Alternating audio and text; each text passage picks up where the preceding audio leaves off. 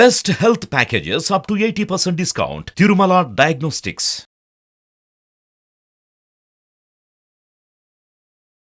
నమస్తే, welcome to Suman TV. నేను మీ యామ్ని. ప్రస్తుతం మనతో ఉన్నారు ప్రముఖ ఆధ్యాత్మికవేత్త, ప్రముఖ జ్యోతిష వాస్తు పండితులు సుభాష్ శర్మ గారు ఉన్నారు. వారితో మాట్లాడదాం. నమస్కారం గురుగారు. శ్రీమాత్రే నమః.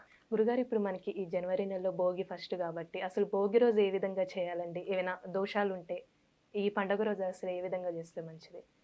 తప్పకుండా తెలియజేస్తానమ్మా. ముందుగా ప్రేక్షకులందరికీ శ్రీమాత్రే నమః, శ్రీ గురుభ్యో నమః. నమో దేవ్యై మహాదేవ్యై శివాయై సతతం నమః. నమ ప్రకృత్యై భద్రాయై నిహతాం ప్రణతాస్మిత. భోగి అనేటటువంటిది ప్రతి మనిషికి భోగభాగ్యాలతో కూడుకున్నది అని అర్థము. అయితే సనాతన ధర్మనందు శాస్త్రమునందు భోగి గురించి పెద్దగా విషయాలేమీ తెలియజేయలేదు. కానీ మన పెద్దలు అంటే మన తరాల వాళ్ళు ఏం చేశారంటే దీనిని ఒక పండగల ఒక వాతావరణం అంటే మనకు సంక్రాంతి అంటే 3 రోజుల పండుగ. భోగి, సంక్రాంతి, కనుమ. ఈ 3 రోజులైనటువంటి పండగలు అనాదిగా ఆచరిస్తూ వస్తున్నారు. మనం ఏది ఆచరిస్తే అదే ఆచారం అవుతుంది, ఏది పాటిస్తే అదే ధర్మం అవుతుంది. అయితే భోగిలో ఏం చేసేవాళ్ళు అని అంటే గనక అంటే మా చిన్నతనంలో మా అమ్మమ్మలు కానీ తాతయ్యలు కానీ వాళ్ళందరూ ఏం చేసేవారు అని అంటే ఈ భోగి సమయంలో ఒక కొత్త చాపను వేసేవారు. చాప మీద చిన్న పిల్లలను కూర్చోబెట్టేటటువంటి వాళ్ళు. ఆ చిన్న పిల్ల అంటే మమ్మల్ని మా అన్నదమ్ములు అందరినీ ఒక 10 మందిని ఏకకాలంలో కూర్చోబెట్టి మానకలు అనేటటువంటి అప్పుడు వడ్లు కొలిచేటటువంటి మానకలు ఉండేటటువంటివి. ఆ పెద్ద పెద్ద మానక ఒక్కొక్క మానక 5 కిలోల అంత ఉండేటటువంటిది. ఆ మానుకల్లో ఏం చక్క రేగి పళ్ళు, చెరుకు గడలు, అలాగే జామకాయలు, అలాగే ఈ యొక్క మనము నల్లగా ఉంటాయి జీడి పండ్లు అని అంటూ ఉంటాము. ఆ జీడి పండ్లు ఇవన్నీ కూడా మానుకలలో నింపి అవి తల మీద నుంచి పోసేటటువంటి వారు. అప్పుడు సమయంలో ఎందుకు పోసేవారు అర్థం కాలేకపోయేది.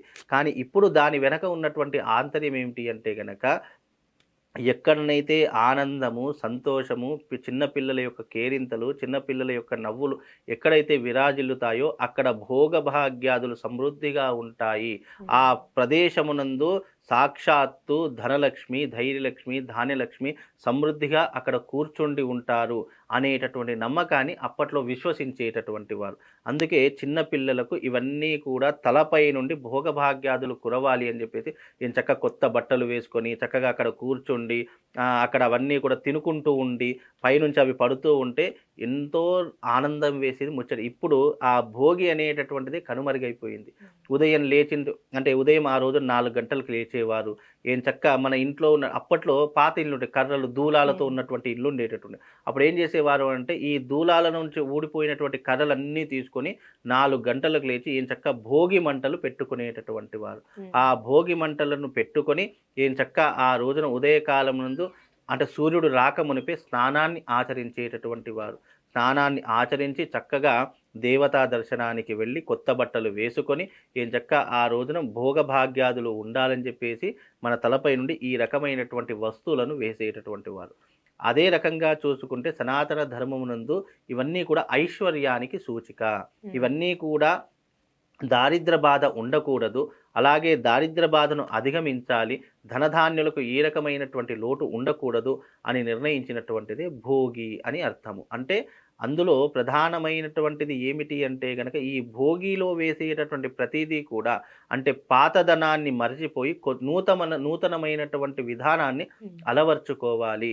అంటే మనం ఇప్పుడు ఉదాహరణకు ఈ పండగ జనవరిలోనే వస్తుంది. అంటే మనము కొత్త సంవత్సరం హ్యాపీ న్యూ ఇయర్ని కూడా చేసుకుంటూ ఉంటాము. అంటే 2023 అయిపోయింది, 2024లో అడుగు పెడుతున్నామంటే పాతదనంలో ఉన్నటువంటి ఏవైతే చెడు ప్రభావం ఉందో అదంతా కూడా తొలగిపోయి నూతనంగా జీవించాలి. ఇక మనం ఏ రకంగా అప్డేట్ కావాలి, ఏ రకంగా ముందుకు వెళ్ళాలి, ఏ రకంగా జీవితంలో అభివృద్ధిని సాధించాలి అని ఏ రకంగానైతే ఆలోచిస్తామో అది ఈ యొక్క జనవరి 14వ తారీఖు రోజున మనము ఈ భోగిని కూడా అదే రకంగా ఆలోచన చేసుకోవాలి.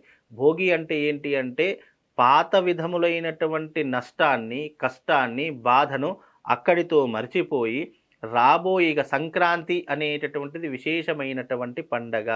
ఆ సంక్రాంతి నుంచైనా సరే జీవితంలో కొత్తదనాన్ని అలవాటు చేసుకోవాలి. గతంలో ఏవైతే తప్పులు చేశామో, ఏవైతే ఇబ్బందులు పడ్డామో, భవిష్యత్తులో అవి రాకుండా జాగ్రత్త పడాలి. అవి గనక జాగ్రత్త పడితే ఇక మన జీవితాంతం భోగి అంటే ఏంటి? భోగాన్ని అనుభవించడానికి, ఈ రకమైనటువంటి జీవితాన్ని అనుభవించడానికే ఈ భోగి అనేటటువంటిది విశేషంగా ఆచరిస్తారు. ఇది కేవలం ఆచారము అనేటటువంటి విధానాన్నే తీసుకోవాలి గానీ, ఇది శాస్త్రం నందు దీని గురించి పెద్దగా చెప్పినటువంటి అంశాలైతే ఏమీ లేవండి. కనుక దీన్ని ఆచరించడం కాబట్టి ఆచరణగా తీసుకోవాలి.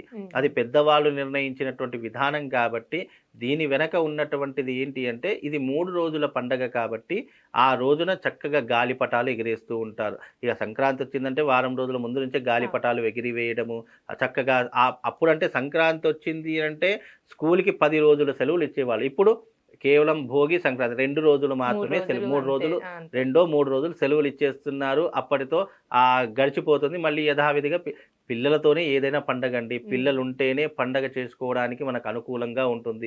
పిల్లలుంటే మనకు కూడా ఎంకరేజ్‌మెంట్ ఉంటుంది. అది కొనియాలి, ఇది కొనియాలి, అక్కడికెళ్ళాలి, ఇక్కడికెళ్ళాలి అనేటటువంటి ఒక తపన ఉంటూ ఉంటుంది. దాని ద్వారా పండగ వాతావరణం అనేటటువంటిది ఏర్పడుతూ ఉంటుంది. కనుక ఏదైనా కూడా పిల్లలతోనే పండగలు. కనుక పిల్లలతో చేసుకునేటటువంటి పండగే భోగి పండగ. వాళ్ళు జీవితంలో వృద్ధిలోకి రావాలి, అభివృద్ధిలోకి రావాలి. వాళ్ళు ఎదుగుతున్న కొద్దీ వాళ్ళకు సిరి సంపదలు, భోగభాగ్యాదులు అన్నీ ప్రసాదించాలి అనేటటువంటి విధానంతో ఈ భోగి పండగ అనేటటువంటిది ప్రధానంగా ఆచరిస్తారమ్మా. చాలా చక్కగా తెలియజేశారు గురుగారు. ధన్యవాదాలు. శ్రీమాత్రే నమః.